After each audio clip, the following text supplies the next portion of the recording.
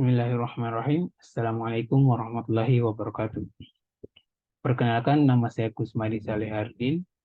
Saya akan mempresentasikan proposal penelitian saya dengan judul Studi Perencanaan Pengembangan Jaringan Pipa Distribusi Air Bersih pada Kecamatan Lohia dengan menggunakan program EPANIT V2.0. Adapun outlet penyusunan proposal penelitian ini terdiri dari 3 bab. Yang pertama pendahuluan, kedua kajian pustaka, dan yang ketiga metodologi penelitian. Selanjutnya kita masuk pada bab 1 pendahuluan.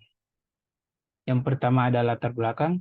Penelitian ini dilatar belakangi oleh pentingnya air untuk kebutuhan manusia yang menjadi upaya yang cukup besar untuk mengelola air sesuai dengan penggunaan yang tepat.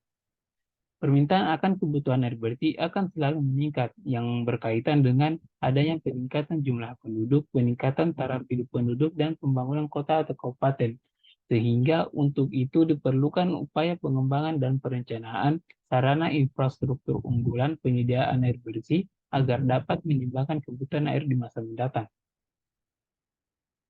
Ketersediaan dan potensi sumber daya air bersih yang ada saat ini dan di masa mendatang semakin menurun baik kuantitas maupun kualitasnya.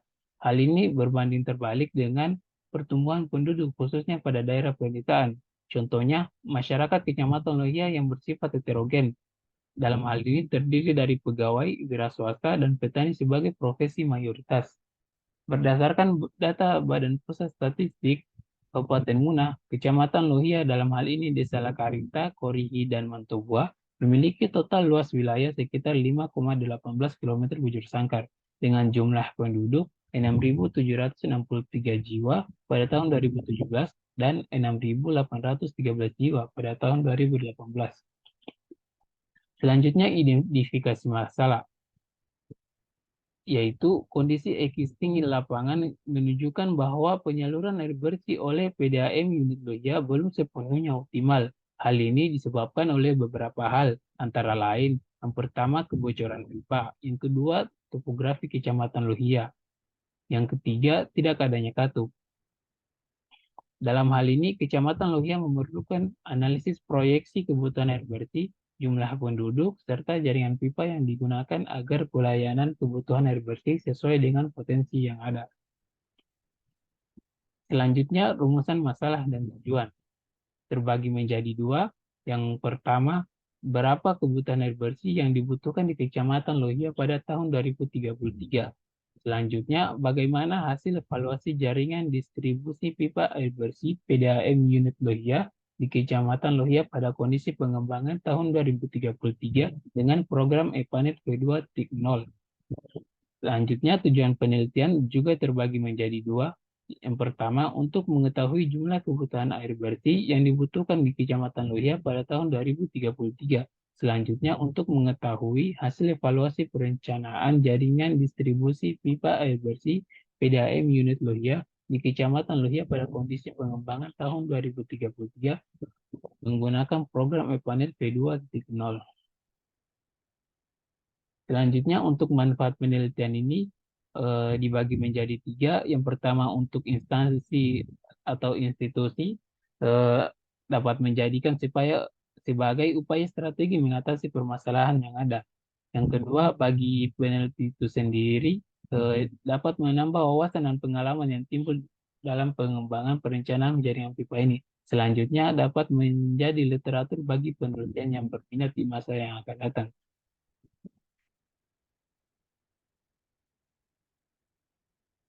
Batasan-batasan masalah untuk penelitian ini. Yang pertama, data yang diambil adalah data dari PDAM Kabupaten Muna.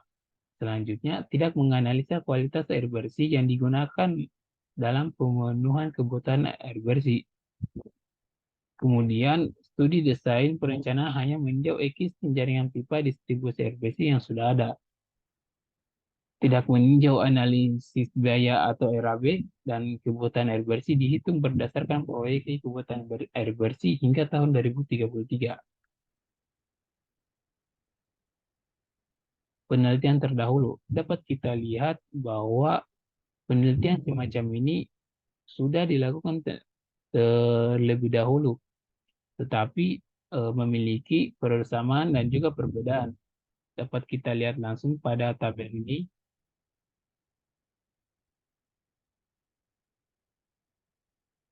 Selanjutnya untuk sistematika penulisan.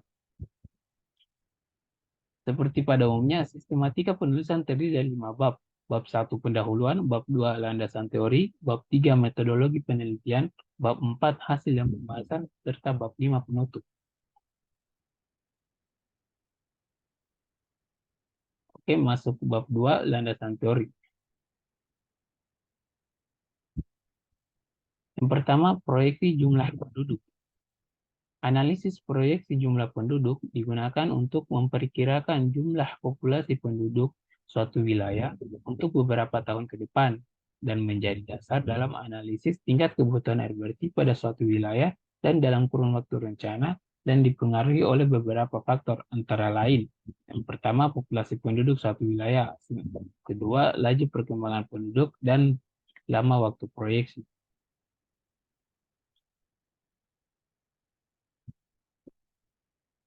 Selanjutnya, untuk landasan teori kebutuhan air bersih.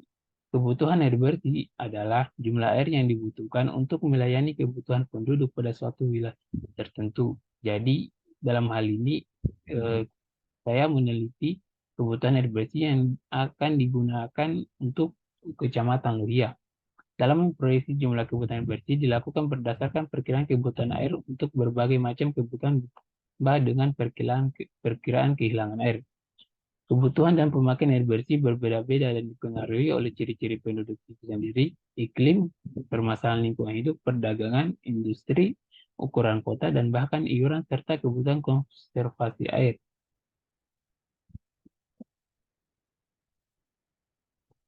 Yang terakhir pada landasan teori yaitu software EPANET V2.0.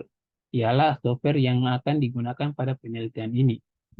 Software EPANET sendiri atau Environmental Protection Agency Network adalah perangkat lunak yang digunakan untuk memodelkan sistem distribusi air dan jaringan utama kualitas air. Hasil yang ditentukan dari program EPANET adalah aliran atau laju aliran untuk setiap pipa, ketinggian reservoir, tekanan sambungan pipa, dan perubahan konsentrasi bahan kimia yang ditambahkan ke jaringan sistem distribusi selama periode simulasi. Selanjutnya kita masuk pada bab 3, metodologi penelitian. Yang pertama ada kondisi daerah studi. Dapat kita lihat berdasarkan bersumber dari Badan Pusat Statistik Kabupaten Muna 2019, Kecamatan Lohia terletak di bagian selatan wilayah Kabupaten Muna yang berada di Provinsi Sulawesi Tenggara dan terdiri dari 9 desa.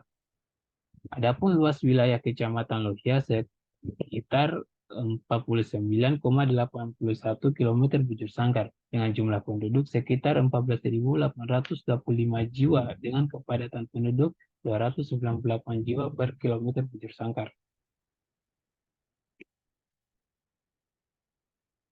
Selanjutnya data pendukung penelitian terbagi menjadi 3. Yang pertama data jumlah penduduk dan pelanggan PDAM. Data ini dapat kita peroleh dari BPS Kabupaten Muna untuk membantu dalam memproyeksikan jumlah pelanggan PDAM unit Luhia, sehingga kita dapat mengetahuinya. Yang kedua, data kebutuhan air. Data kebutuhan air ini berupa banyaknya jumlah air bersih yang akan digunakan untuk mencukupi kebutuhan penduduk. Dalam hal ini penduduk Kecamatan Luhia, baik kebutuhan domestik maupun non-domestik. Dan yang ketiga, data teknis dan skema jaringan pipa yang berupa data teknis dari PDAM Kabupaten Muna, diantaranya data diameter dan panjang pipa, kapasitas produksi, kapasitas distribusi, debit, daya pompa, dan cakupan pelayanan.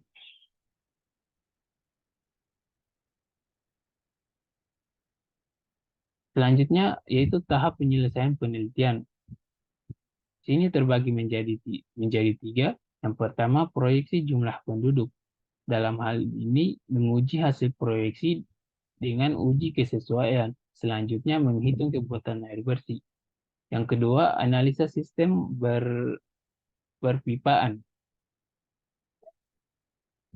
Dalam hal ini, analisis kehilangan energi mayor pada pipa. Selanjutnya, analisis kehilangan energi minor pada jaringan pipa. Dan yang terakhir, analisis kondisi hidrolik ideal. Yang ketiga, perhitungan dengan software Evanes V2.0. Dalam hal ini, yang pertama, gambar sistem jaringan distribusi air minum. Selanjutnya, edit properti dari objek yang ada pada sistem jaringan. Dan kemudian jelaskan atau uraikan bagaimana sistem akan dioperasikan.